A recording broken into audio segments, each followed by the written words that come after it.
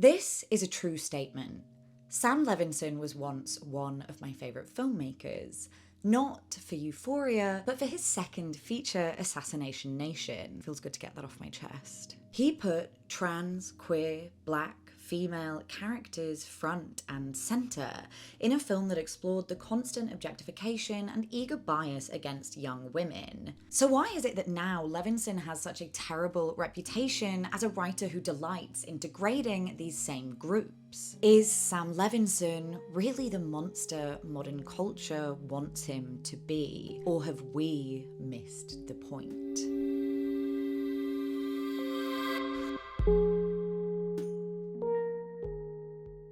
A very quick summary of his background. Sam Levinson is a 41-year-old writer-director, son to the Oscar-winning director of Rain Man, Barry Levinson, and to television producer Diana Rhodes. So he is in fact a Nepo baby, and he worked on multiple projects with his father whilst coming up in the industry. His directorial debut was 2001's Another Happy Day. Generally considered a promising debut, the film examines the relationship between an estranged mother and son, but it wasn't particularly notable. I came across the writer-director in 2018 when his second feature, Assassination Nation, was released, and I ate this film up. It was a campy, sexy, scary film all about teenage girls fighting against sexism and persecution. It wasn't a big hit commercially, but for Tumblr girlies myself, it made a mark. Then came Euphoria, and with it, mass praise. But then a middling reception to Malcolm and Marie, and then the disaster that was The Idol, and zero-impact erotic thriller Deep Water. And finally, last month, the conclusion to his once beloved teen drama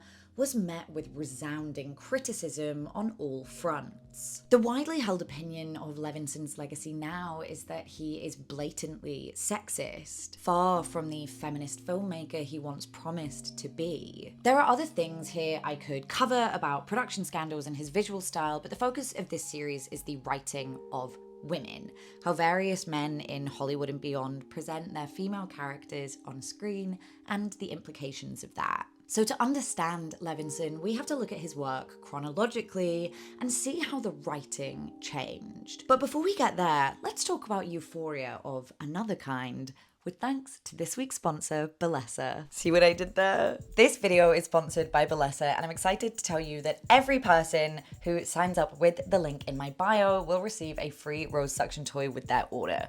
So let me tell you a little more about them. Bellesa is a by women sexual wellness brand with a mission to empower anyone and everyone to explore and celebrate their sexuality. I am the proud owner of several Bellesa toys, and without being too graphic for YouTube, let's just say there is no better video they could have sponsored than one where I say the word Euphoria 18 times. Bellesa's Legendary Rose is a palm-sized waterproof suction toy with 10 modes, designed to look like the real flower, which I think makes it a lot less threatening if you are a beginner to exploring toys. If you enjoy vibration and suction, I really recommend the Pebble. The two functions are controlled separately. It's designed to fit into the curve of your hand and can be discreetly charged in its travel case. So only other Bellesa divas know what you're packing. And if you're looking for a new idol, their latest edition, the Air Max, has set a new standard for suction toys.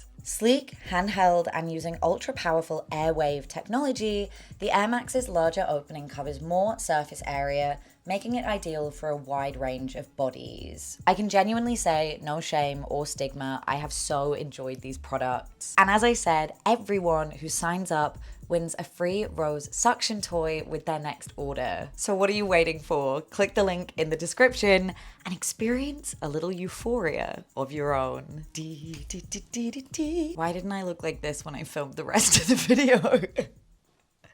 I look so clapped in that makeup.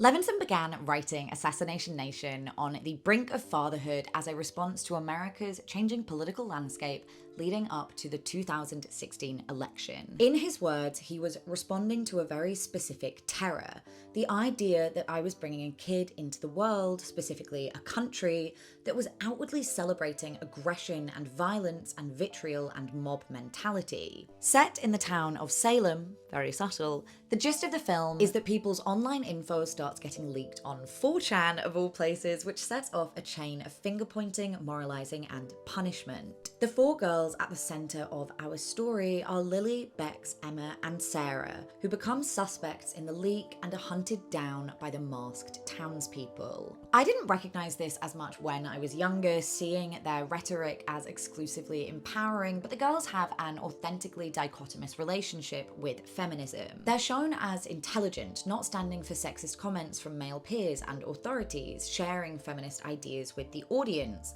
while also being girly and sexy, partying, making pussy art, and sending nudes. And importantly, they're not morally flawless, with main character Lily cheating on her boyfriend. They feel like real girls navigating femininity and desire and objectification, and I think they successfully represent the mainstream ideals and contradictions of 2010s feminism. But in a lot of ways, the film is ahead of its time. Some of the final scenes practically mirror the 2021 insurrection. The film featured a trans woman in a leading role, which, despite trans people existing in every culture since the dawn of time, is still remarkably uncommon. It was reasonably racially diverse too, at least compared to films that aren't. All in all, it was very much a precursor to Euphoria, and it feels largely on the side of its female antagonists. Although the lead, Lily, played by the mammothly underrated Odessa Young, does give me pause. She's a petite woman depicted in frilly, skimpy pink clothing who sends nudes, sleeps with an older man, and argues that men objectify her.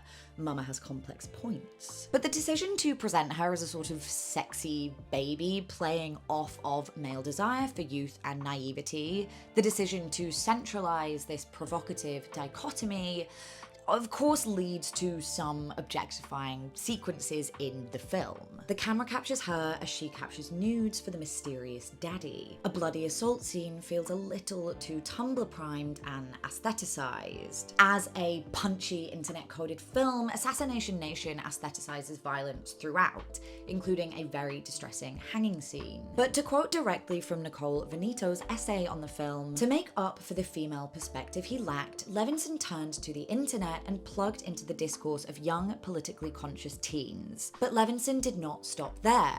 Throughout the film's production process, he had ongoing discussions and email exchanges with his female leads asking for their input, feelings, and concerns about the script and storyline. All in all, Assassination Nation is an empathetic film begging us to be less harsh on each other, a message we should all hear. Still to this day, nuance is rarely applied where needed, but do put a pin in this message.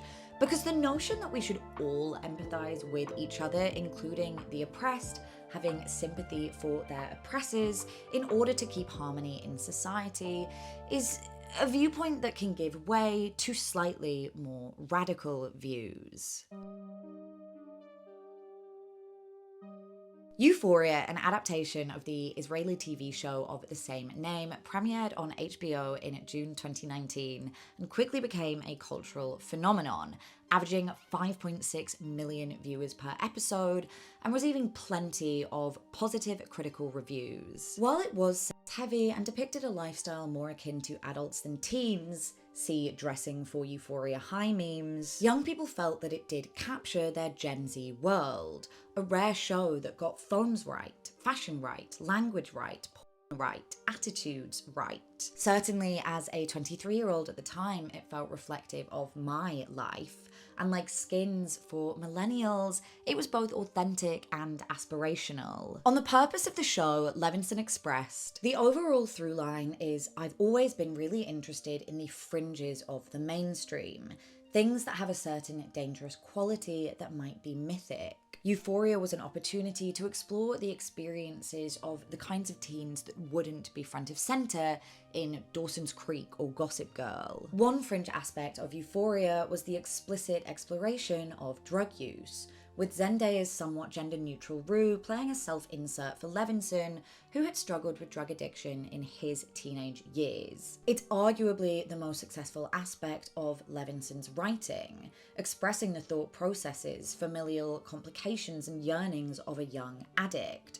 All of Rue's pain so accurately expressed in manic ramblings and arguments with her mother. This is Sam Levinson's territory. It's a story he knows how to tell. Like Assassination Nation, the trans experience was a central part of the show and explored well in Hunter Schafer's Jules. Her story wasn't about transition. It wasn't about other people responding to her gender. In fact, all of that was easily tied up in a 10-minute intro. Instead, we got a multi-layered story that gave significant weight to the complicated relationship Jules had with her femininity and being loved. Her story did fall into the trope of sexualizing trans women with the grinder hookup stuff, but given the amount of time we spent with Jules, audiences got to experience her as a whole person. I think the character's central presence is something Levinson deserves praise for, but it is notable that the writing of Jules was at its best when Hunter Schafer was allowed to step in and pen an entire episode herself. While no other cast members took on writing for the show, the cast have explained that Levinson listened to them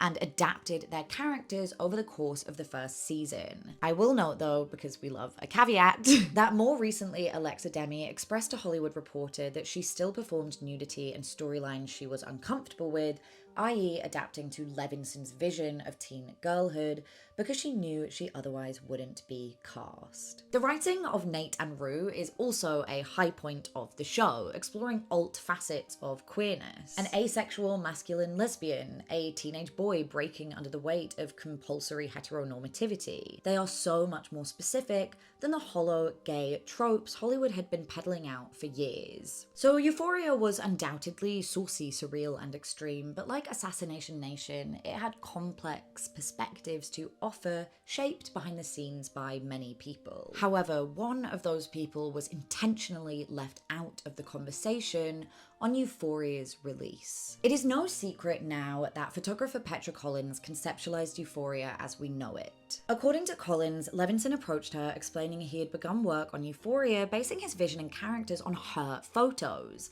and asked her to join the project as director, which is why the show featured several Collins collaborators like Schafer and Barbie Ferreira. Collins claimed she worked for 5 months unpaid before being booted from the project while it was in pre-production, with HBO citing her age as an issue. A year later, advertising material for the show popped up and she discovered her distinct aesthetic had still been used despite her removal. The girl world she had spent a decade building now being used by a man who would walk away with all the credit. Which makes it hard to say what specific elements of Euphoria Levinson truly deserves to be lauded for. So much of what made the show special came down to Petra Collins' unique visions of teen girlhood, aesthetically and emotionally, and that became more evident as Levinson's career progressed.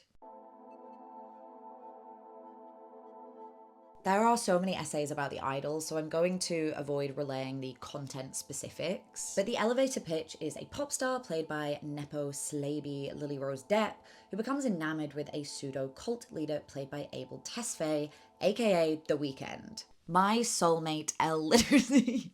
Elle Literacy has a brilliant video on the male genius, which looks at this self-appointed stance many male filmmakers lean into. Due to being the credited writer and director of every episode of the hit that was Euphoria, it appears Levinson developed this same belief in himself, which in the absence of Petra Collins' base material proved misguided. And while not identical, The Idol has an equally insidious behind-the-scenes story of a female director being shafted from the show. This time, it was Amy Seimetz, who was hired by HBO to direct The Idol based on Levinson's early scripts. And Levinson and Tesfaye both acted as executive producers on the show, which effectively means contributing money and being rewarded with a reasonable degree of power. control. When Steinmetz's contributions began diverting from Levinson's vision, he had her removed and stepped in to direct himself. According to production crew, many of whom spoke to Rolling Stone in an expose, Levinson's initial unfinished scripts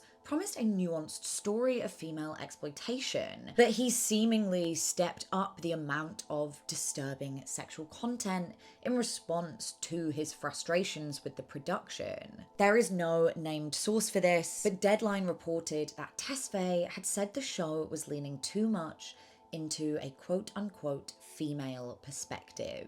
Crazy stuff. Speaking with Roundtree, another anonymous source from the Idol's production team said, "I went into The Idol thinking that this might be an interesting collaboration, but I left it pretty convinced that Levinson is not quite collaborative." So with Levinson's success putting him in an executive position, it's clear his attitude has shifted. The female perspective he once sought out in his performers no longer of interest. High off the glow of Euphoria, he sees himself as a genius whose ideas are always superior, engaging in groupthink only with Tesfaye, who also has a writing credit. Levinson's final version of The Idol was met with extremely negative reviews. The Guardian called it one of the worst programs ever. Variety labelled it a sordid male fantasy. What was supposed to be a story about a woman exposed to the dangers of the pop machine became one about a pop star who takes pleasure in being exploited. In The Idol, the runtime is dedicated to showing the act of abuse against the main character Jocelyn and not much else. He certainly doesn't give time to Jocelyn's emotional responses to these acts, other than Joker smiling into mirrors and crying while makeup smears down her cheeks. No indication of what she's ever thinking, just contradictory imagery to make us think, whoa, she's damaged. And allegedly, some of the written scenes that didn't make it into the final cut featured Jocelyn gleefully asking to be beaten and begging to be raped. And sure, depiction doesn't equal endorsement, yada yada, but what does depiction equal when it has nothing to say? It's images for images' sake. Levinson and Tesfaye relish in their creation because they personally find these images titillating. And there's nothing wrong with finding taboo things alluring, but that doesn't mean we have to pretend something like The Idol has value beyond that. Saying it like it is only an insult to a director who thinks he's making something more meaningful. With Levinson making various comments about the influence of pornography on young people, the pressure the world puts on pop stars, and people underestimating sexual women, he seems to think he is. But critics and audiences called his bluff on the absolute lack of heart, character, and purpose. And rather than listen to the feedback, he doubled down in his next big adventure. We finally arrive at Euphoria Season 3. I don't know why I'm smiling while I'm saying this. That's like the worst news I've ever heard. I understand at this point, this is probably the 900th video on this show that has been posted to YouTube. So again, I'm not going to repeat too much of the discourse specifically around the male gaze and the degradation of Cassie.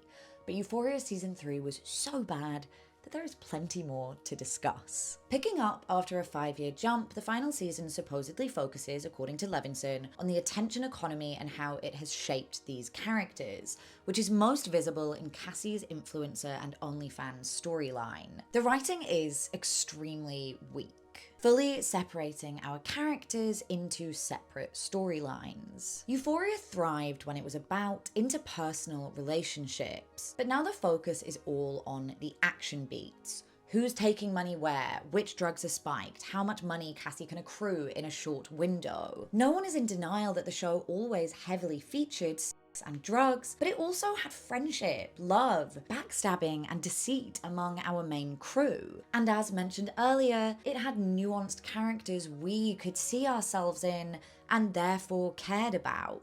Who is seeing themselves in Cassie Howard? In Season 3, these characters are no longer motivated by things we, the audience, see, or by emotions we understand.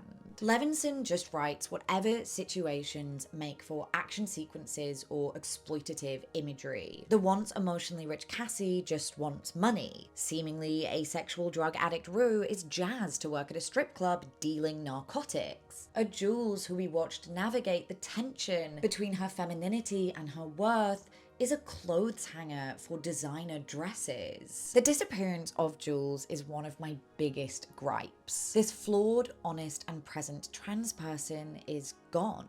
Her repetitive scenes have zero effect on the plot, and without her, the show doesn't feel like Euphoria. Jules and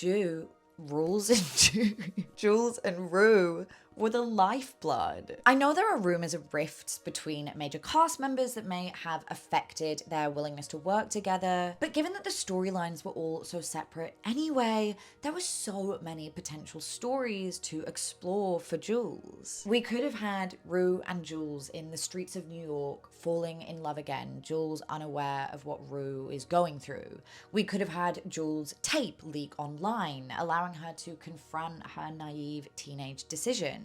We could have had her realize that what she really wanted, now she has her daddy in a penthouse, was to embrace the love of her own dad. But instead, she had less than 25 minutes of screen time, almost all contained to that lifeless penthouse. The changes made to Nate's character are also disastrous. He's just like not gay anymore, which was unquestionably the most interesting thing about him. And putting away these needed queer narratives, we pick up with tired heteronormative narratives that are already pervasive in modern media. Including Kat, who doesn't feature in this season, every main character aside from Lexi is a sex worker at some point. Bro. And I don't have issues with sex work. I think it is a normal and valuable job, a research for disabled people, single people, and people with specific preferences. A job that allows people to support themselves with their skills, whatever those skills may be. Although I do recognize, as a commenter kindly pointed out on one of my previous videos, that the empowerment narrative often sold with modern work doesn't hold strong for many disabled, queer, and POC people who aren't as protected in the industry as white women. Anyway, this could have been an interesting premise about how different kinds of women from different backgrounds find avenues to work, but that was never the intent of this show. Despite his claims that he's exposing modern America under the influence of porn, it's a Breaking Bad style crime drama accessorized with the industry. I found it extremely illuminating that new character Alamo Brown's backstory hinges on a gold-digging mother, a trope I discuss at length in my Hollywood hooker essay. He could have had any origin, but Levinson finds that a man's character being corrupted by a slutty woman to be the most valuable use of his screenplay. And under his total control, we have endless scenes of legs spreading in strip clubs and Cassie breasts in close-up, dressed as a baby or a puppy or a housewife. As with The Idol, the imagery has minimal separation from pornography. And I direct you to my friend Diana's video if you want more discussion on the visual side of these depictions. I have to draw attention here to Sean Baker, director of Honora and the Florida Project, whose filmography solely focuses on sex workers. While much of the material being handled is similar, Baker's work is rarely considered offensive, and he's viewed positively by a lot of people in the industry because he works with sex workers as consultants throughout the entire filmmaking process. As far as I could find, no sex workers were consulted in the creation of Euphoria. If they had been, it would be the easiest thing in the world to say we worked with XYZ organization or this specific activist. So if they haven't said that, I think we can fairly assume they didn't. And without this consultation, a totally normal part of filmmaking, Levinson isn't telling a story, he's making one up. Even Chloe Cherry, a former adult actress who plays Faye, has stated she was never consulted. Although it is worth noting, she has also said she's tired of being treated as a default spokesperson on the matter. By the by, Levinson found and hired her because he'd seen her work online. And I'm far from the first person to point out how disturbing it is that as the least established and therefore least protected cast member, Cherry is constantly written into the most degrading scenes. The amount of diarrhea Faye has in this season rivals even me.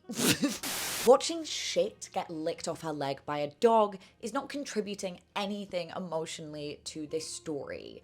We are already aware of how horrific drug trafficking is because of the impact it's having on Rue's overall arc. In season 3, Levinson has decidedly taken on a new approach to his filmmaking. He doesn't want to elevate the voices and opinions of women, trans people, queer people, and sex workers he writes about anymore. Perhaps because he now views them as part of the problem. I know that's a fairly strong claim, but this quote from Esquire is extremely revealing in my opinion. On the final season, he said, "I thought if I've got an audience that's paying attention and sort of captivated by it, I want to tell a story about God and family and America and the importance of believing in something greater than yourself, which I think is the antidote to the narcissism of social media and technology." So if traditional American values, as he cites, are the cure, it seems he thinks all the things he once explored and had an eagerness to elevate are the illness. Bar Lexi, wholly in her straight white cisness, all our original characters are punished in this final season. And that punishment can't help but feel intentional when they represent the very opposite of God, family, and America. Levinson's suggested antidote, even though it was for being those very same people that he once loved and tended to them. Which brings me to my final point. The issue is not that Levinson is a man.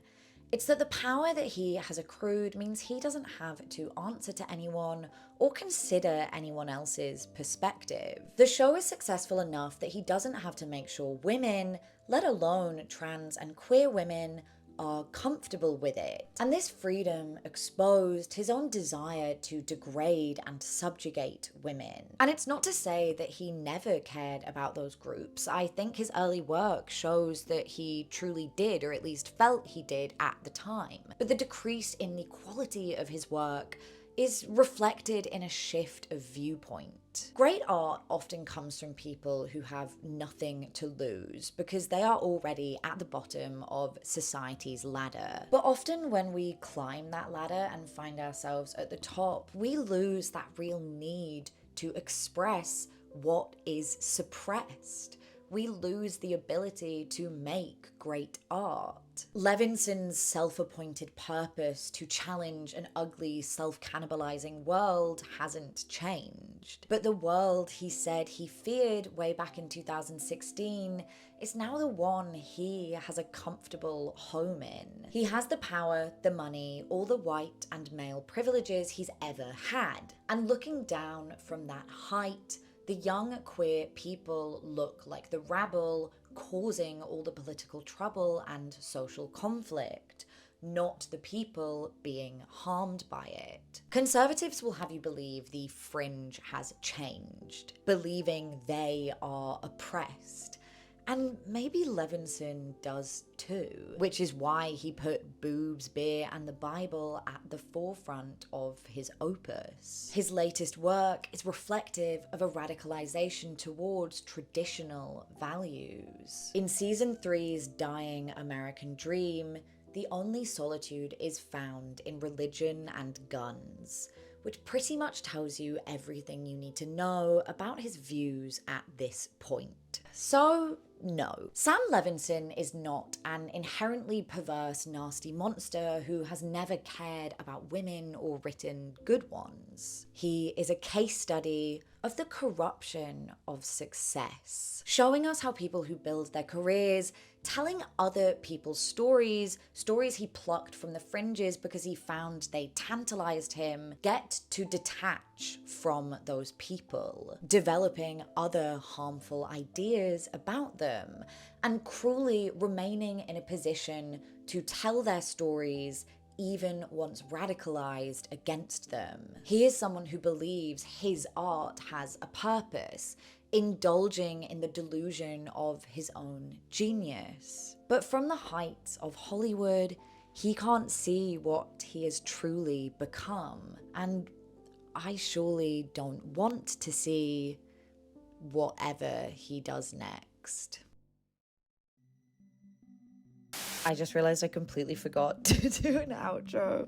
So yeah, you can find me pretty much all over the internet at rachellydiab. You can find me on Patreon, Instagram, Letterboxd, all of those things. But my big exciting thing at the moment is I have a podcast, which is a horror film review show called Who Dies First. You can find it on Spotify, Apple Podcasts, pretty much anywhere you normally listen. I'll make sure I link it in the description. And thank you again, Vids, for sponsoring this video.